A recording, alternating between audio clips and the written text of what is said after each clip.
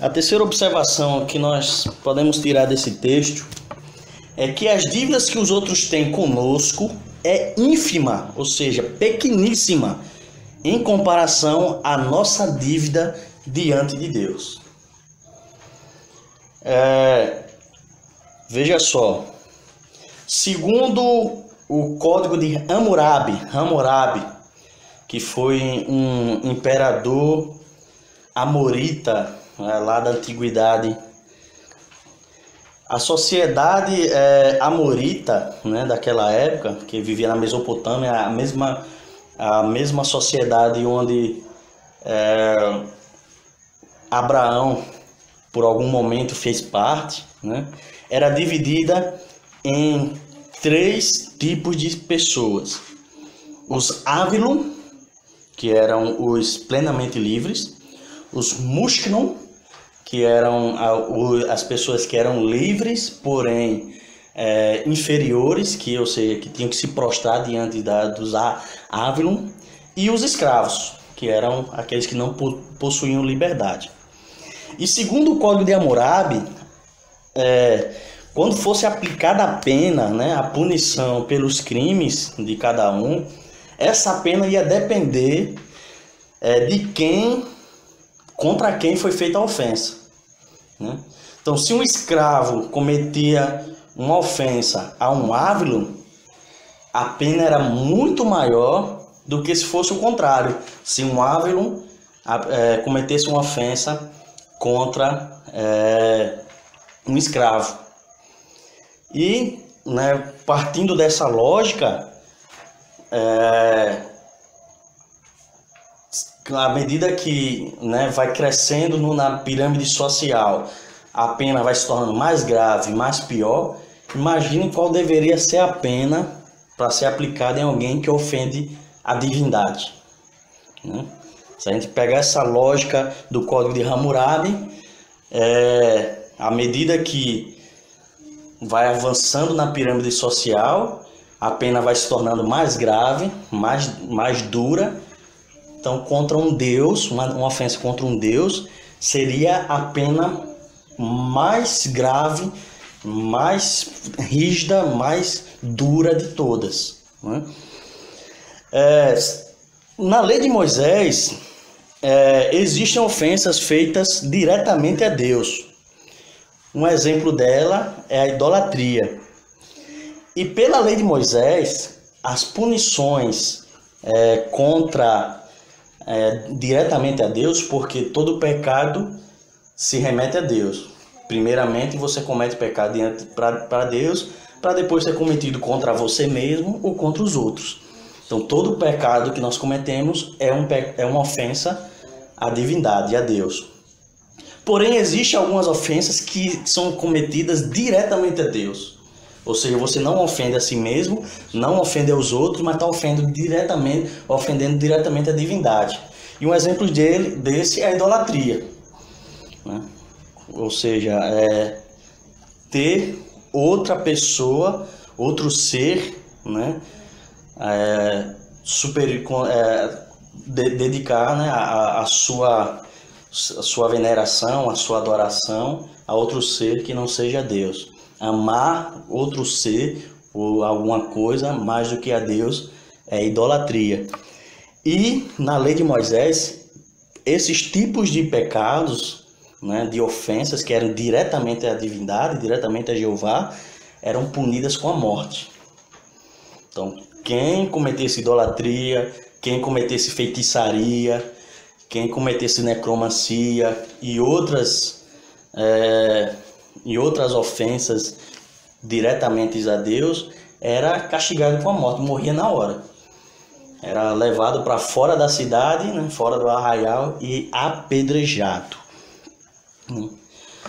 Segundo o Evangelho de Mateus, capítulo 18, versículo 24, né, aqui nosso texto, o credor incompassivo devia ao rei 10.000 talentos. Então, a dívida dele para o rei era de 10.000 talentos. Isso equivale a 60 milhões de denários.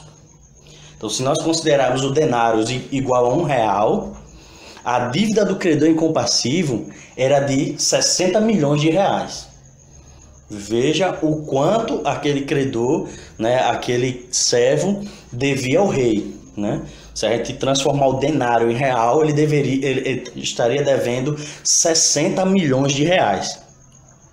Já de acordo com Mateus 18, 28, aquele conservo que ele fez questão que ele pagasse a dívida, né, que manda ele para a prisão por causa que ele não tinha dinheiro para pagar a dívida, diz aqui o texto que ele devia 100 denários. Ou seja, transformando em real, né, equiparando o denário com real. Então, aquele conservo devia 100 reais. Olha só a diferença da dívida do credor incompassivo e a dívida do conservo, né? Usando aqui a equivalência do denário para o real, o conservo devia 100 reais e o credor incompassivo devia 60 milhões de reais. Certo?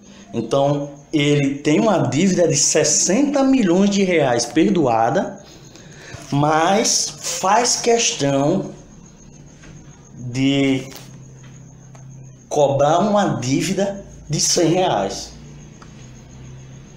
Veja a diferença absurda que é. O cara devia 60 milhões de reais e teve essa dívida perdoada pelo rei. Mas quando ele encontra um cara que devia 100 reais para ele, né, fazendo essa equivalência, ele não perdoa. Ele faz questão de que aquele homem seja preso enquanto não pagar os 100 reais que ele estava devendo. E isso logo depois de ter sido perdoado uma dívida de 60 milhões. Né? Então, o que o texto nos mostra é que nossas dívidas diante de Deus é impagável. Né? Diante de Deus, as nossas ofensas são impagáveis. O que nós cometemos, os pecados que nós cometemos, se nós para pagar para Deus, seria se fôssemos pagar, seria uma dívida tão grande, né, que 60 milhões de reais era pouco para podermos pagar. E essa dívida, como nós vimos, foi paga. Essa nossa dívida foi perdoada, né? Foi paga por Cristo na cruz. Foi necessário verter o sangue de um homem justo, de um homem que não havia pecado nenhum, um homem que, segundo a palavra de Deus, era o Logos, era a palavra encarnada, o Deus Filho feito homem. E ele morreu na cruz, verteu seu sangue, foi como Isaías profetizou, moído. Ele foi moído, foi humilhado, foi torturado, foi morto, para que essa dívida impagável que nós tínhamos diante de Deus pudesse ser paga. Foi preciso Deus morrer, se sacrificar, para que possamos ter a nossa dívida paga a Deus. E quando alguém nos ofende, nós não queremos, fechamos o coração. Por causa de uma cara feia, a gente não quer perdoar. Por causa de uma palavra impensada, nós não queremos perdoar. Por causa de uma atitude, com a melhor palavra, por causa de uma atitude precipitada, nós não queremos perdoar. A gente vai juntando essas coisas no nosso coração. vai juntando e diz, não tem condição, não dá para me perdoar aquela pessoa me fez muito mal, aquela pessoa só vive me machucando, me ofendendo, me traindo, me enganando, me tratando, tratando a pior pessoa do mundo. Não dá para perdoar não, não tem condição de perdoar não. Essa dívida é como se fosse R$100 comparado aos 60 milhões que você deve para Deus. Essas ofensas, essas atitudes precipitadas, essas palavras que lhe machucam, é apenas R$100 comparado aos 100 milhões que você está devendo para Deus. Que você devia para Deus, na verdade. Então, o que é você liberar perdão por alguém que lhe fez lhe falou algo que não devia ter falado, fez algo que não devia feito para você, comparado ao que você faz durante toda a vida, você fazia, e mesmo depois de redimido, continua pecando, né? Porque João vai dizer, quando João escreve aqui em 1 João, capítulo 1, versículo 8, ele não está falando daqueles que não são cristãos. João não vai escrever para os gentios nem para os judeus que não receberam a Cristo. A carta é endereçada para a igreja, para todos os amados e eleitos, todos os lavados e remidos no sangue de Cristo. Ele está dizendo, filhinhos, né? Filhinhos, vocês foram lavados e remidos no sangue do Cordeiro. É verdade. Vocês foram justificados. É verdade. Vocês foram santificados. É verdade. Vocês foram reconciliados com Deus. É verdade. Mas se você dizer que não tem pecado, você está se enganando. Então, Deus pagou uma dívida, Cristo pagou uma dívida que você não tinha condição de pagar, de coisas que você cometeu antes de conhecê-lo e comete mesmo depois de conhecê-lo. E aí você se torna incompassível como esse credor com uma dívida menor, com uma ação que você considerou que lhe magoou muito o coração. Então, se você quer o perdão de Deus, se você quer a salvação, aquele que lhe ofendeu, aquele que lhe machucou, ele também quer o seu perdão. Ele também quer, né, uma reconciliação contigo, assim como você quer uma reconciliação com Deus. Mas ele já me machucou tantas vezes, eu tenho que perdoar todas as vezes, né? Como Jesus falou para Pedro: Pedro, 7 vezes não, Pedro, é 70 vezes 7. É 70 vezes 7, Pedro, porque toda vez que você pecar, você quer o perdão de Deus. Então, por que você quer limitar a quantidade de vezes que alguém pode lhe ofender? Se você quer o perdão ilimitado de Deus, né? E aí chegamos na nossa última observação.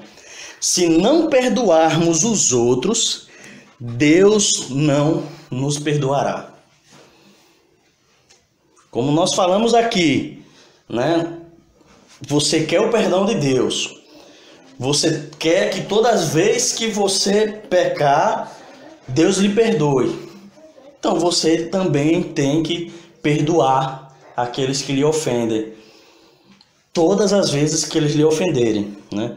Em Mateus capítulo 6, versículo 14, né, está escrito: porque se perdoardes aos homens as suas ofensas, também vosso Pai Celeste vos perdoará.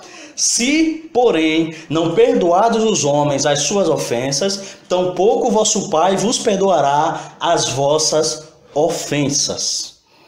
Então, Jesus Cristo deixou claro: se você perdoar, você será perdoado. Se você não perdoar, você não será perdoado.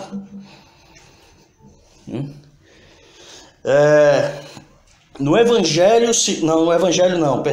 na primeira epístola do apóstolo João, capítulo 3, versículo 15, ele escreve que todo aquele que não gosta ou odeia a seu irmão é considerado um assassino, e o tal não tem a vida eterna permanente em si.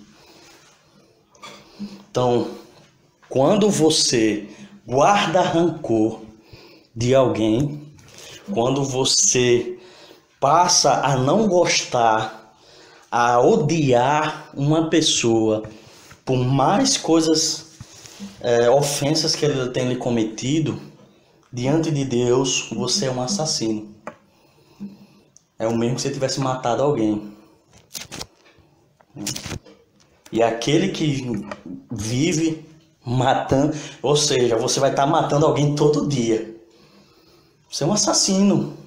Porque você vai estar matando todo dia. Todo dia você vai acordar e não vai gostar daquela pessoa. Vai odiar aquela pessoa. Toda vez que você vê aquela pessoa, você vai lembrar de tudo que ela fez de mal para você e você vai sentir aquela raiva, aquele rancor, aquele ódio. Então, toda vez que isso acontecer, você está como se tiver, na analogia aqui do apóstolo João, você está matando aquela pessoa.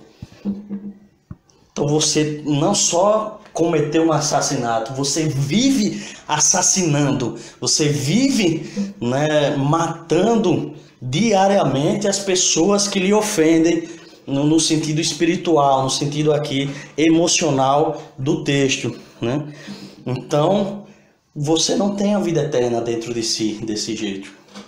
Como é que você vai entrar no céu desse jeito? Se a palavra de Deus diz que só entrarão os limpos de mão e os puros de coração.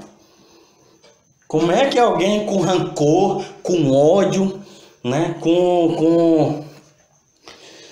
com raiva, com ira de alguém vai entrar no reino de Deus? Como é que você vai chegar lá no céu? Imagina, tá lá os dois lá no céu, passando lá na praça, E aí um olha pro outro e diz: não, até aqui você tá me seguindo. Não, pera aí, vou falar com Deus para botar você lá no último quarteirão aqui da cidade do céu, da cidade celestial. Eu não quero, Deus, não quero me encontrar com essa pessoa aqui no céu, senão vai ter barraco aqui. Vai virar confusão. Imagina, Então, segundo o nosso texto, Mateus, a partir do versículo 31 ao 35, o rei se sente ofendido por aquele homem não ter a capacidade de perdoar uma dívida tão pequena em relação a que ele perdoou. Assim, quando negamos o perdão, estamos pecando contra Deus. Nós estamos, quando nós negamos o perdão ao nosso irmão, ao próximo, nós estamos negando o perdão a ele, nós estamos ofendendo a Deus, estamos pecando contra Deus. É como você dizer assim: olha, o meu pecado mereceu a morte de Cristo. Agora a ofensa dele, nem a morte de Cristo resolve. Imagina, é o que você está dizendo para Deus quando você nega o perdão. Você está dizendo para Deus: olha, Deus, as coisas que eu fiz, a morte de Cristo foi merecida. Mas nem Cristo, nem a morte de Cristo na cruz é capaz de suplantar esse mal que essa pessoa me fez. Então, como aquele rei se ofendeu e disse: servo mau, como eu te perdoei a tua dívida toda, e você, quando você suplicou, e você não tem condição de fazer igual e perdoar aquele que tem uma dívida tão pequena contra ti. Então, Jesus termina o texto dizendo que assim também meu Pai Celeste vos fará, se do íntimo não perdoardes a cada um a seu irmão. Então não podemos fazer parte do reino de Deus se a gente guardar rancor, ira, ódio no coração. Deus seja louvado.